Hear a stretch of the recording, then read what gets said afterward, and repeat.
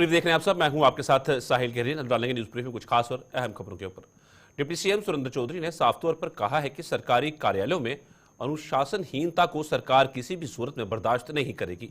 जम्मू में आज उन्होंने पीडब्ल्यूडी कार्यालय में औचक छापा मारा और वहां से गैर हाजिर पाए गए 10 मुलाजिमों को सस्पेंड कर दिया। डिप्टी सीएम के वहां पहुंचते ही कार्यालय में हड़कंप मच गया और उनके मुताबिक वहां से 70% स्टाफ नदारत पाए जाने पर उन्होंने इन मुलाजिमों को सस्पेंड करने का आदेश जारी कर दिया। मंत्री ने बताया कि सरकार लोगों के प्रति जवाबदेह है, लिहाजा मुलाजिमों को भी अनुशासन के दायरे में रहकर अपनी जिम्मेदारियां निर्वाह करना होगा। आप क्या है? कहाँ भी उठिए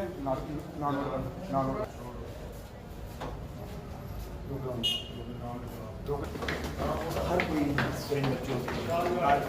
से लोगों को बेहतर सुविधाएं सहूलियात जो भी रहती हैं वो कह रहा हूँ। इस समय जो है वो पीडब्ल्यूडी ऑफिस में यहाँ पर सरप्राइज विजिट यहाँ पर किया जा रहा है और आप देख सकते हैं कि डिप्टी सीएम के माध्यम से लाइव तस्वीरें इस समय की पीडब्ल्यूडी ऑफिस से आपको दिखा रहे हैं। देखने वाली बात है सुबह सुबह इस समय की एक बड़ा ये कौन है यहाँ?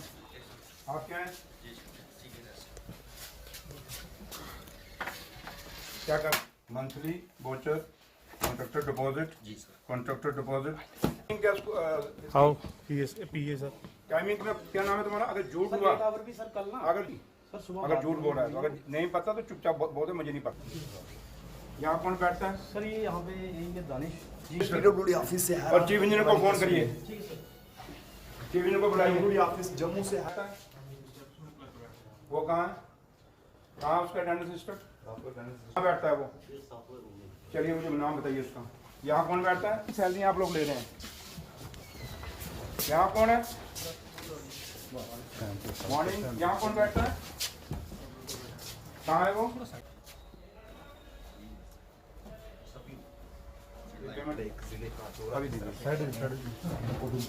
ये मैडम मुशर्रा की बात करें यहाँ से ताल्लुक रखते हैं और वहाँ की बात करें तो वहाँ पर भी लगातार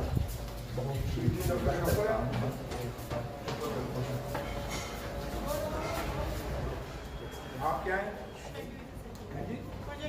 चीफ इंजीनियर जो आरएनबी के हैं जम्मू के, उनके ऑफिस में मैं गया वहाँ पनामा चौक में, और मैं हैरान हो गया कि वहाँ पे मुलाजिम ही नहीं है।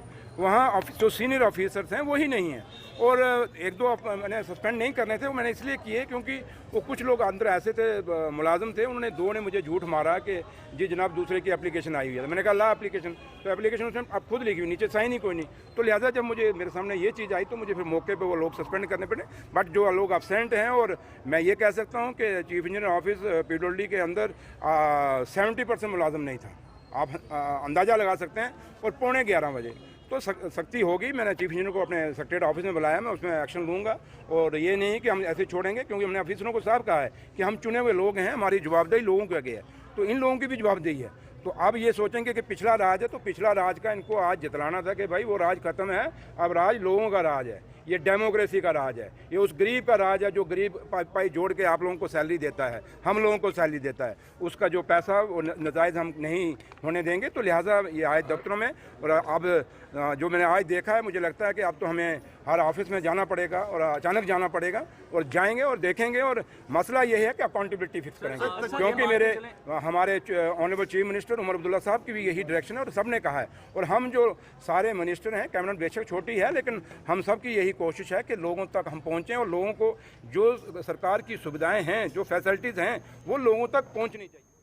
दूसरी ओर डिप्टी सीएम सुरेंद्र चौधरी ने गांधीनगर गवर्नमेंट हॉस्पिटल में सभी संसाधनों की आपूर्ति किए जाने के बावजूद ज्यादातर मरीजों द्वारा जीएमसी अस्पताल का रुख करने पर हैरानगी जताई है। डिप्टी सीएम ने कहा है कि इस अस्पताल में सभी स्वास्थ्य सुविधाएं मौजूद हैं और लोग इनका लाभ क्यों नहीं उठा रहे हैं। इस संबंध में वे स्वास्थ्य मंत्री स्कीना इत्तू के साथ बात करने जा रहे हैं। हालांकि उन्होंने ये भी बताया कि गांधीनगर गवर्नमेंट हॉस्पिटल में कुछ एक सुविधाओं का अभाव है, जिनकी आपूर्ति जल्द कर दी जाएगी। इसके पहले डिप्टी सीएम ने अस्पताल के तमाम विभागों का दौरा कर वहां के कामकाज का जायजा लिया और वार्डों में भर्ती मरीजों के साथ संवाद कर उनका दुख दर्द भी जाना।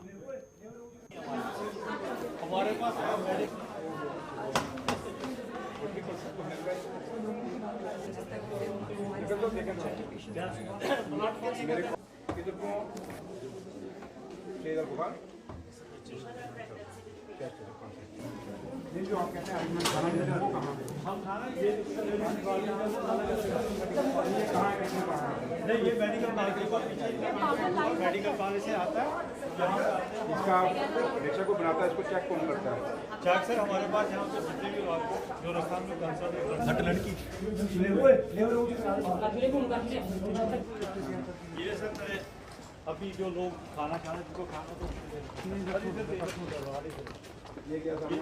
ये भी जब ये खाना ऐसे बहुत बच्चे हैं आप लोग के जो आते बढ़ते गाँव में हाँ सर ऐसी एक्टिविटी स्पीच नहीं है, थोड़ा थोड़ा है एज के साथ जो भी करेंगे। चलो चलो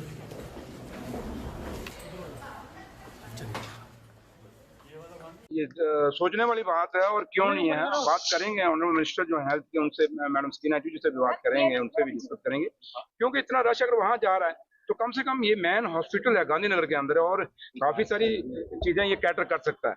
बट अब ये क्योंकि जैसे मुझे जनरल साहब ने बताया कि यहाँ सुप्रीडेंट साहब ने कि कुछ चीज़ों का है, जैसे यहाँ पे एक्सरे के लिए एक ही है और वहाँ कम से कम 2-3 और ये रश वहाँ मैंने देखा बहुत काफ़ी था। दूसरा सीटी स्कैन के लिए वहाँ पे उसको नया लगाना है, 10 साल पुराना है, कुछ चीज़ों की जरूरत है यहाँ पे करने की। लेकिन ओवरऑल सबसे बड़ा यही था मेरा यहाँ कि मैंने अपने आप यहाँ जो देखा, जो मैंने नोटिस किया और मैंने डॉक्टर साहब से भी बात की, मैंने कहा यहाँ रश क्यों नहीं हो रहा, क्योंकि जम्मू का मेडिकल कॉलेज तक इतना प्रेशर जाएगा। आप देखें वहाँ इमरजेंसी के अंदर एक स्ट्रेचर के ऊपर 2-2 लोग हैं, तो वहाँ बेड ही नहीं मिलते। तो ये सोचने की जरूरत है और इस पर कोई ना कोई डिसीजन लेने की जरूरत है, तो लिहाजा डिस्कस करेंगे। और आज का यही है कि मैं देखना चाहता था कि क्या जो हमारे लोग हैं उनको सही ट्रीटमेंट मिल रहा है या उनको सही वहाँ साफ सफाई है नहीं है। लेकिन उस लिहाज से अगर साफ सफाई से देखा जाए तो गांधीनगर हॉस्पिटल में काफ़ी सफाई है, बट मसला यही है कि पेशेंट नहीं है, पेशेंट बहुत कम है। तो उन चीज़ों को हमें, क्योंकि अब गांधीनगर जो हमारा मेडिकल कॉलेज है गवर्नर, उससे कैसे पेशेंट यहाँ पे रखे जाए उसके लिए कोई ना कोई तरीके सोचने पड़ेंगे। तो लिहाजा इसी पे है, तो बाकी तो अदरवाइज तो हॉस्पिटल ठीक है, फैसिलिटी अच्छी है, साफ सफाई अच्छी है, वो चीज़ें ठीक है। कैबिनेट मंत्री सतीश शर्मा ने पाकिस्तान के साथ लगते सरहदी इलाकों के रास्ते खोलने की जरूरत पर बल दिया है। सतीश शर्मा ने देश के प्रधानमंत्री नरेंद्र मोदी से यह मांग करते हुए स्वर्गीय प्रधानमंत्री अटल बिहारी वाजपेयी द्वारा पाकिस्तान के साथ दोस्ताना संबंध बनने के लिए उठाए गए कदमों का हवाला दिया है। जम्मू में आज ऑल इंडिया वुमेन कॉन्फ्रेंस में बतौर मुख्य अतिथि पहुंचे सतीश शर्मा ने अपने संबोधन में कहा कि पाकिस्तान के साथ लगते रास्ते खुलने से जम्मू कश्मीर, खासतौर पर जम्मू कश्मीर सूबे की अर्थव्यवस्था में बेहद सुधार हो सकता है। ऐसा होने से रोजगार के साधन बढ़ेंगे और व्यापारियों को भी बेहद लाभ होगा। अंग्रेजी में कहते हैं स्टोन्स थ्रो डिस्टेंस। तो कभी हमारी छत पे चढ़ोगे तो आपको हमारा इलाका जो हमने 47, 65 और 71 में खोया वो देखेगा।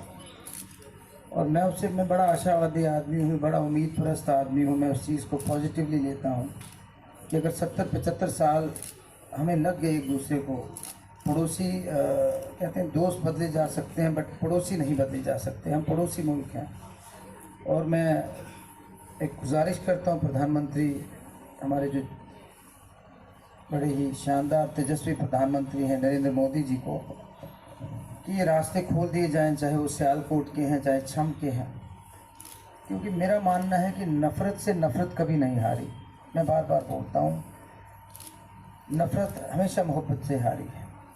जैसे अटल बिहारी वाजपेयी जी का एक ख्वाब था, सपना था, वो बस लेकर गए, उस पर फिर से विचार करें ताकि हमारी जम्मू कश्मीर की जो इकॉनमी है, खासकर जम्मू सूबे की, जम्मू शहर की, वो डूबती जा रही है। टूरिस्ट का फ्लो कश्मीर की तरफ जा रहा है। कश्मीर में भी थोड़ा सा हादसा होता है तो नहीं आते, तो हमारे पास इंडस्ट्री नहीं है। तो क्यों ना हम इसको एडवर्सिटी को अपॉर्चुनिटी में बदलें और अपनी सरहदें जो है, चाहे वो सियालकोट की और चाहे वो बॉर्डर की छम की है, वो खोल दें तो अगले 200 साल तक हमें कोई दिक्कत नहीं होगी। हमारे बच्चों को रोज़गार मिलेगा, हमारे व्यापारी को काम मिलेगा। डेमोक्रेटिक प्रोग्रेसिव आज़ाद पार्टी के चेयरमैन गुलाम नबी आज़ाद ने बांग्लादेश में अल्पसंख्यकों पर किए जा रहे अत्याचार पर रोष जताया है। गुलाम नबी आज़ाद ने कहा है कि शेख हसीना के बाद वहां वजूद में आई नई सरकार अल्पसंख्यकों की सुरक्षा करने में पूरी तरह से नाकाम हो गई है। जम्मू पहुंचने पर आज पत्रकारों के सवालों के जवाब में गुलाम नबी आज़ाद ने शेख हसीना की सरकार में अल्पसंख्यक सुरक्षित थे, लेकिन अब वहां ऐसा कुछ भी नहीं है। उन्होंने केंद्र की सरकार से बांग्लादेश में अल्पसंख्यकों, खासतौर पर हिंदुओं पर हो रहे अत्याचार का नोटिस लेते हुए तमाम राजनीतिक पैंतरे अपनाने की मांग की, ताकि ये अत्याचार खत्म हो सके। बहुत ही खराब है। अनफॉर्चुनेटली नई जो गवर्नमेंट है वहाँ की शेख हसीना के बाद वो नाकाम हो गई है लॉ एंड ऑर्डर मेंटेन करने में और माइनॉरिटीज़ को प्रोटेक्ट करने में, इसमें कोई शक नहीं। हमेशा पहली जो गवर्नमेंट होती थी उसमें लॉ एंड ऑर्डर भी था और माइनॉरिटीज़ टोटली प्रोटेक्टेड थी, लेकिन जब से नई गवर्नमेंट आई है वहाँ की माइनॉरिटीज़ प्रोटेक्टेड नहीं। अब हिंदुस्तान लड़ाई तो नहीं कर सकता, पॉलिटिकल जितने भी उनको स्किल है उसका इस्तेमाल करना चाहिए। जम्मू के साथ सटे नगरोटा में बाबा पैड़ देव मार्ग पर एक विशेष समुदाय द्वारा बनाए गए कुल्लों का प्रशासन ने आखिरकार नोटिस लिया है। सरकारी जमीन पर कुल्ले बनाकर वहां बसे इन लोगों को नगरोटा के तहसीलदार ने यह जगह खाली करने के लिए 1 दिन का नोटिस दिया है। सरकारी जमीन पर कब्जा किए जाने की स्थानीय लोगों द्वारा की गई शिकायत का संज्ञान लेते हुए तहसीलदार आज मौके पर पहुंचे और इन लोगों को चेतावनी दी कि अगर वो 1 दिन में यहां से ना हटे तो उनके खिलाफ कड़ी कार्रवाई की जाएगी। वे स्थानीय लोगों को इतनी छूट देने के लिए जम्मू डेवलपमेंट अथॉरिटी को जिम्मेदार ठहराते हुए उसके अधिकारियों को खरी खोटी सुनाई। कोई साल का देखना है कि बकरवाल ਜਿਹੜੇ ਆਉਂਦੇ ਹਰ ਵਾਰੀ ਜਿਹੜੇ ਕੁੱਲੇ ਤੇ ਵੱਜਣ ਇੱਕ शिशु समाधि बनी दी शिशु समाधि ਇਹਨੇ ਕੋਈ ਨਵੇਂ ਕੁੱਲੇ ਬਣਾਏ ਨੇ। ਅੱਜ ਅਸੀਂ ਤਹਿਸੀਲਦਾਰ ਸਾਹਿਬ ਵੀ ਸੱਦਿਆ, तहसीलदार साहब मौके पर आए, उन्हें देखिया, उन्हें आख्या कि अस एक दिन टाइम देखिए अस ढाई देंगे। अस ये आखने नोटा वासी सारे आखने भाई भाई सारे कट्ठे हो भाई जी थोड़ी जगह है ये लोगों वास्ते बच्चे दबने वाली जगह ही ये लोग कवर करोड़ी। मैं तो सारा नोटा वासी आखना भाई कला दिन तहसीलदार साहब टाइम दिता था, अगर नहीं एक्शन लेंदे अस सारे लोग कट्ठे हुई है कुल्ले आप ढाई देगी। अस वेरी गुड अस कोशिश ये करके भाई जिन्हें कुल्ले आना ढाई देंगे। इतने जगह जगह बनी हुई है इसी पार्क बनाने की कोशिश करके नोटा वासी सारे आन जो पार्क बन भाई पार्क खंबे में दोनों जगह लगने मेरी तरफ अपनी तरफ। ये जगह है सारी जेडी की है, ये जेडी ने इं बसाए गए हैं। अस लोग एक मीटर लाया मीटर में 4-4, 5-5 हज़ार रुपये बिजली का बिल देने इन्हें वाला कनेक्शन उन्हें दिते गए इसी क्यों नहीं कोई पूछना सी आगे। अस जो नोटा वासी जिन्हें भी हैं अस कितने बार पहले भी आख्या मीटर पे लगे भाई मीटर ने आख्या करके इन्हें देखिए 50 कुल्ले 50 कनेक्शन दिते गए नहीं इनके बाद सब कुछ माफ है। ये जिन्ना कुछ साढ़े वास्ते नोटा वासियों वास्ते गया।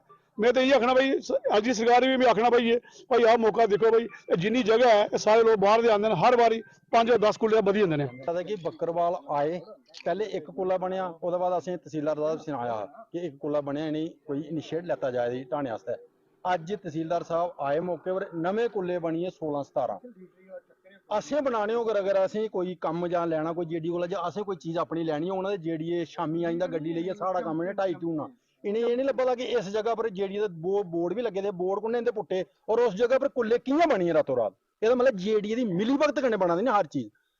ये जगह खाली पेदी पिछे 60-70 कनाल ये मतलब भी अस भी इत्थे कब्जा करचै भी जेडियां 2 सेकंड च आई जाना।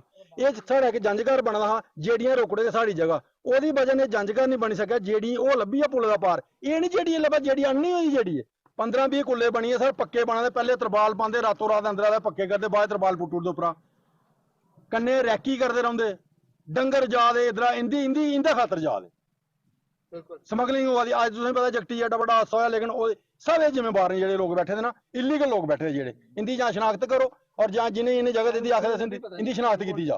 और मैं गवर्नमेंट को जो चेतावना चाहता हूँ आस्ता आस्ता अगर ये 2 मरले जमीन जो कब्जा कर रहे हैं हमारे लोग 2 कनाल जमीन कब्जा करना स्टार्ट हो जाएंगे। उसके बाद अगर कोई जिद्दोजहद कोई लड़ाई लगी या कोई वेस्टेज पैसे की हुई इसकी जिम्मेवारी गवर्नमेंट होगी। आज तहसीलदार साहब ने इनको चेता दिया है हम ये छोड़ेंगे नहीं जब तक ये मसला जो हमारा मसाइल जो हल नहीं हुआ।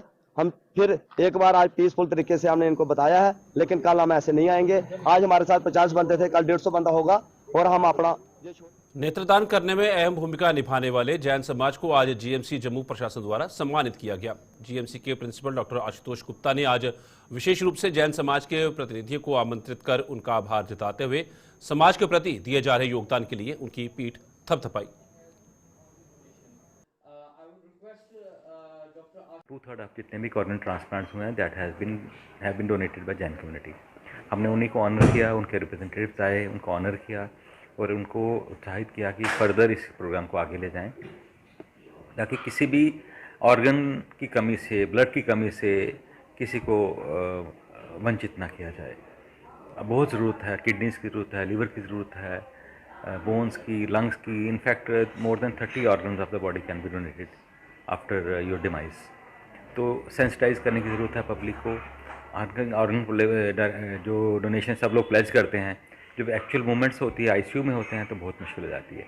उस टाइम सेंसिटाइज करना फैमिलीज़ को कि अगर इनको हम वापस नहीं ला सकते, मगर इनके ऑर्गन के थ्रू और लोगों को लाइफ दे सकते हैं।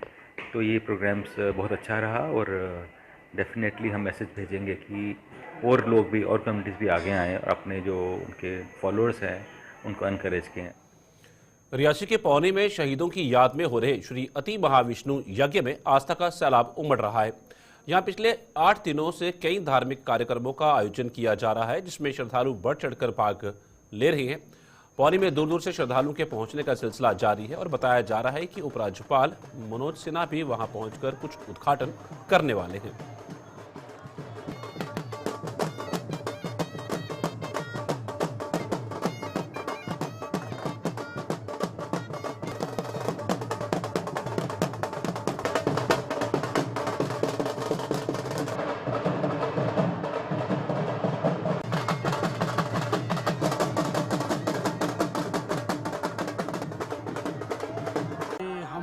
पावनपुरी पौनी वाले लोग बहुत ही खुशकिस्मत हैं कि यहाँ पर ये 12वां यज्ञ हो रहा है। 2012 में इस यज्ञ की शुरुआत हुई थी, 13 में नहीं हुआ था। उसके बाद लगातार महाराज श्री बालक योगेश्वर दास जी के सानिध्य में पावनपुरी पौनी में हर बार शहीदों की याद में ये यज्ञ करवाया जाता है जी। और हमारे लिए एक और गर्व की बात है कि ये यज्ञ जो शहीदों के नाम पे होता है, इस बार महामहिम हमारे एलजी साहब फिर से दूसरी बार यहाँ पर जो नारायणी घाट बन रहा है उसकी इनॉग्रेशन करने के लिए यहाँ पर कल यहाँ पर पहुँच रहे हैं जी। तो ये पौनी वालों के लिए खुशकिस्मती है, पौनी वालों की खुशकिस्मती है।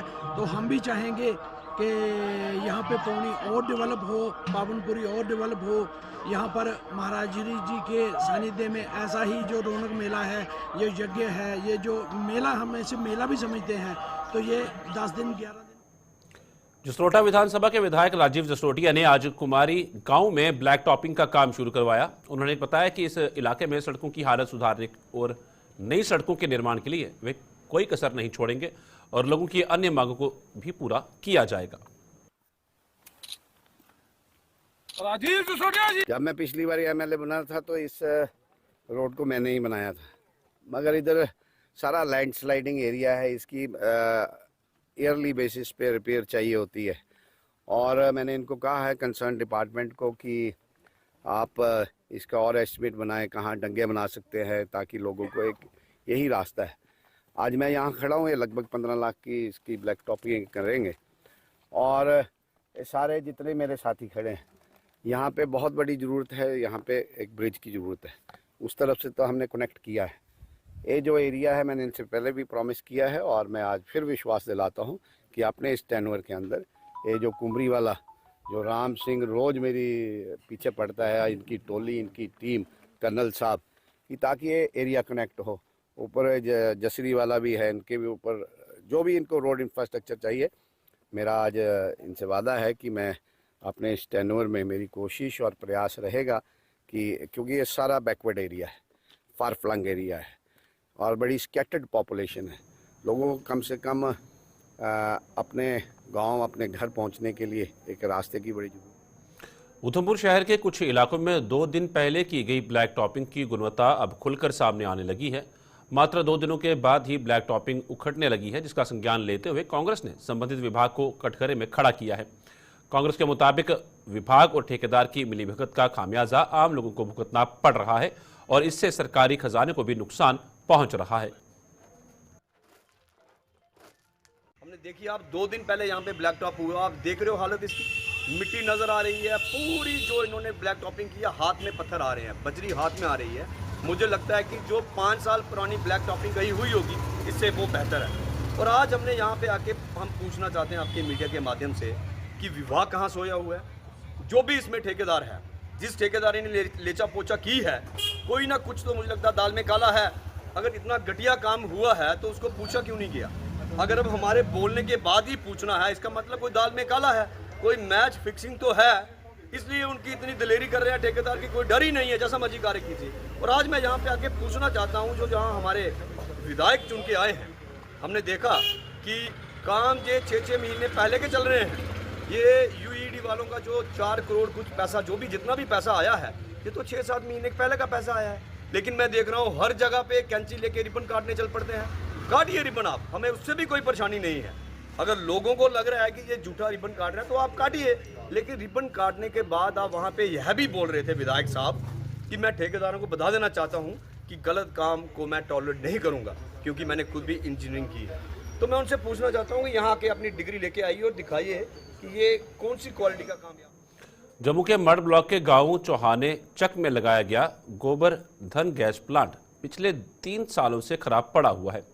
सरकार ने गौवंश के गोबर से बायोगैस बनाने के लिए इस प्लांट को यहां लगवाया था, जिसकी 2 सालों में ही हवा निकल चुकी है। जिन किसानों की ज़मीन पर यह प्लांट लगाया गया है वे भी दर-बदर होकर रह गए हैं।